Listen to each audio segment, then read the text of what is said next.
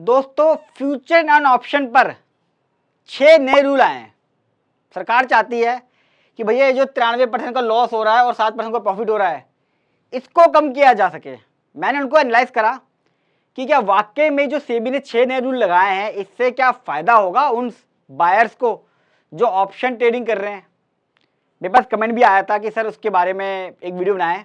तो 6 जो रूल हैं, उन 6 में से मैं 3 रूल के बारे में बता रहा हूं जो मेरे पैसों से जुड़े हुए हैं, जो मेरे फाइनेंस को अफेक्ट करते हैं। बाकी 3 तो सेटलमेंट पर है, बाकी चीज़ों पर है, ट्रेडिंग के रूल के ऊपर है, मैं उस पर नहीं जा रहा हूँ।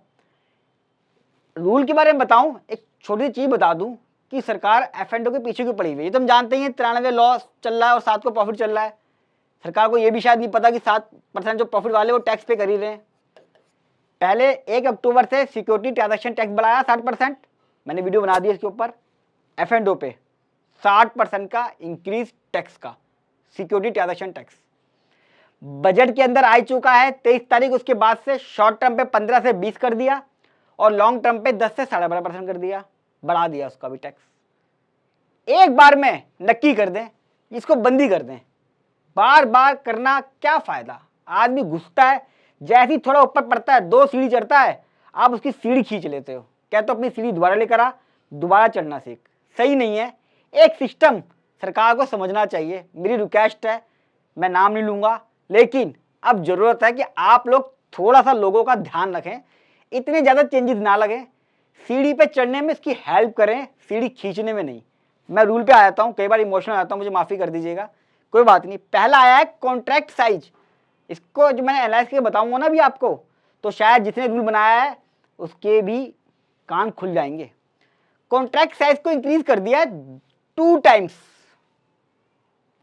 जैसे आपका निफ्टी में लॉट साइज 25 का था, तो अब 50 और 75 का हो जाएगा। आपका बैंक निफ्टी में 15 था, तो 45 हो जाएगा। होगा क्या, जो आदमी 10 लाख रुपए लगा रहा था, अब वो 20 लाख लगाएगा। मार्जिन की बात कर रहा हूं मैं। हो सकता है कि मैंने कैलकुलेशन ज़्यादा ले ली हो। आप 1000 का 2000 ले लो मार्जिन, 3 लाख का 6 लाख ले लो मार्जिन। अब मुझे एक बात बताइए, सेबी से पूछना चाहता हूं मैं या मैडम जी से, कि जो आदमी यहाँ लॉस कर रहा था, आपने उसका इन्वेस्टमेंट बढ़ा दिया, तो क्या उसका उससे लॉस कम हो जाएगा?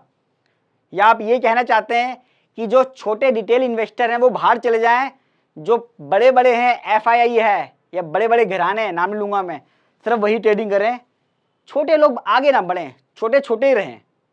कैसी ये सोच है कि इससे ये लॉस कम हो जाएगा? छोटे डिटेल इन्वेस्टर को हटा के जो मार्केट बनी हुई है, जो देश चल रहा है, वो छोटे डिटेल इन्वेस्टर से ही है। ये छोटे आके ही तो बड़े को प्रॉफिट दे रहे हैं, और छोटा आके तो शुरुआत करेगा तभी तो बड़ा बनेगा। तो पहला रूल ये है। कई बार दोस्तों मैं हार्श हो जाता हूँ, मुझे माफ कर दीजिएगा उस चीज़ के लिए, लेकिन जो चीज़ सही है वो सही है। आपकी क्या राय है वो भी मुझे कमेंट बॉक्स में जरूर बताना है। चलिए अब दूसरे पे आ जाता हूँ। दूसरा और बेतुका rule, extreme loss margin, ELM लगा दिया है 2% का। यानी कि अगर आप 10 लाख रुपए रख रहे थे, तो आपको 10,20,000 रुपए रखने पड़ेंगे, उसमें मार्जिन मनी रखेंगे। ये 2% फालतू, 20,000 रुपए। 1 लाख पर 2,000, 10 लाख पे 20,000। फिगर अपने आप कैलकुलेशन कर लेना, मैंने परसेंटेज का बताया है। सरकार कहती है कि भैया बहुत लॉस होता है इसमें, एक मार्जिन मनी रख लेते हैं आपके लिए, मार्जिन मनी को बढ़ा के रख लो। यानी कि फंड ज़्यादा चाहिए होगा, कौन करेगा? बड़े आदमी। या आदमी क्या करेगा? बेचारा लोन लेगा, दोस्तों से पैसा लेगा, ट्रेडिंग तो करेगा ना। पर मैं एक बात बताऊँ, प्रैक्टिकली बीइंग अ प्रोफेशनली, मुझे लगता नहीं इसमें कोई फ्यूचर है। अगर आप तरीके से करो तो ठीक है। अच्छा, मैंने लोगों से पूछा भी है, जो मेरे क्लाइंट हैं, मैं तो आईटी भरता हूँ जी, जिसका लॉस हुआ, मैंने उससे पूछा, भाई तू लॉस कैसे हुआ तेरा, तूने ध्यान नहीं दिया? कह जी मैं तो यूट्यूब पे देख देख के सीखा, यूट्यूब से मैंने ट्रेडिंग करनी शुरू कर दी। बेवकूफ़ी है ना। आप ऐसी गलती मत करें। यूट्यूब के चक्कर में जो यूट्यूब पे वीडियो बना रहे हैं कि मार्केट ऊपर जाएगी, नीचे जाएगी, कब क्रैश होगी, ये फालतू के डकोसले हैं, उनके खुद के लॉस है। उनसे कहना अपना डीमेट स्टेटमेंट दिखा दे। जितने भी यूट्यूबर है ना फाइनेंस के, जो बनाते शेयर मार्केट पे, उनके बोलना अपने डीमेट स्टेटमेंट सबको दिखा, कितना को फायदा हुआ है, तब पता चले। आज तक किसी यूट्यूबर ने बताया कि कौन सा शेयर नीचे आ रहा है, कौन सा ऊपर बढ़ रहा है? अगर ऐसा होता तो आपको कभी नहीं बताएगा, सबसे पहले अपना पैसा लगाएगा। ध्यान रखना इस चीज़ का।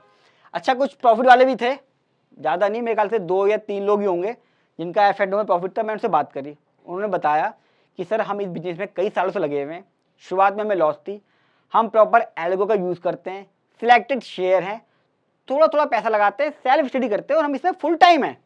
वो फुल टाइम थे, ऐसा नहीं है कि 1-2 घंटे बैठे, दोस्तों से पूछा, उससे पूछा, कर दिया। तो मुझे समझ में आया कि जिस तरह सीए की डिग्री साथ में ट्रेनिंग, रेगुलर पढ़ाई जरूरी है, तभी आप आगे बढ़ते हो। कोई भी प्रोफेशन हो, ये भी एक बिजनेस है, अच्छा है, नो डाउट, शेयर मार्केट बढ़ रही है, लेकिन रेशियो देख के डर लगता है, तो प्लीज ध्यान रखें। तीसरा, upfront fees by option buyer.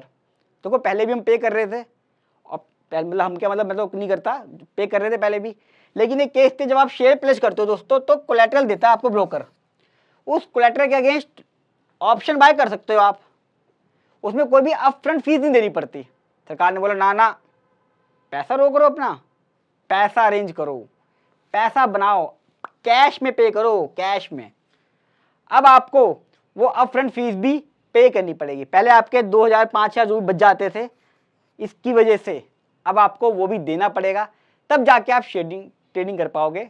Call option, put option जो भी है, सेल के केस में, बाय के केस में बहुत ही दिक्कत है शेयर मार्केट में पैसे कमाना। टैक्स पे tax, security transaction tax, capital gain tax, broker charges, demat charges, listing charges, कुछ बचेगा तो आपको मिलेगा, और लॉस हो गया तो अपने घर पे बैठो, हमारा कोई रोल नहीं है, हमें जो लेना था हमने ले लिया है। तो मैं सबसे रिक्वेस्ट करूंगा, थोड़ा सा शेयर मार्केट में सोच समझ के कूदें। आपकी क्या राय है, ये जो 6 नए रूल आए हैं, क्या ये सही है? क्या इससे ऑप्शन बायर को फायदा होगा कि और नुकसान होगा? मार्केट में जब हम जा रहे हैं तो हमें एक फैसिलिटी मिलनी चाहिए, सहूलियत मिलनी चाहिए सीखने की, सिखाने की, लॉस कम से कम हो। यहाँ तो और उल्टा ही मुझे कुछ लगता है। अपनी राय जरूर दीजिएगा, किसी टॉपिक पे चाहते वीडियो बनाऊं वो भी लिख दीजिएगा, और फर्स्ट टाइम आ रहे हैं तो चैनल को सब्सक्राइब कर लें। इंडिया का इकलौता प्रैक्टिकल चैनल है दोस्तों, और जितना हो सके इस वीडियो को अपने फ्रेंड सर्कल में शेयर करें, व्हाट्सएप, फेसबुक, सब जगह हम शेयर करेंगे, लोगों को इसके बारे में पता चलेगा, तो शायद लोग अपना आप ही ट्रेडिंग कम कर दें। ट्रेडिंग कम करें तो शायद सरकार सोचे कि कुछ चेंजेस करना है, जैसे एसटीडी 60% बढ़ाया, उसे कम कर दें, ये जो रूल बढ़ाया है इसको ठीक ठाक कर दें। तो जल्द मिलूंगा अगली वीडियो में, इस उम्मीद के साथ कि हमारी वीडियो से कुछ ना कुछ चेंज जरूर आए दोस्तों आपकी लाइफ में, as a finance, as a person. नमस्कार।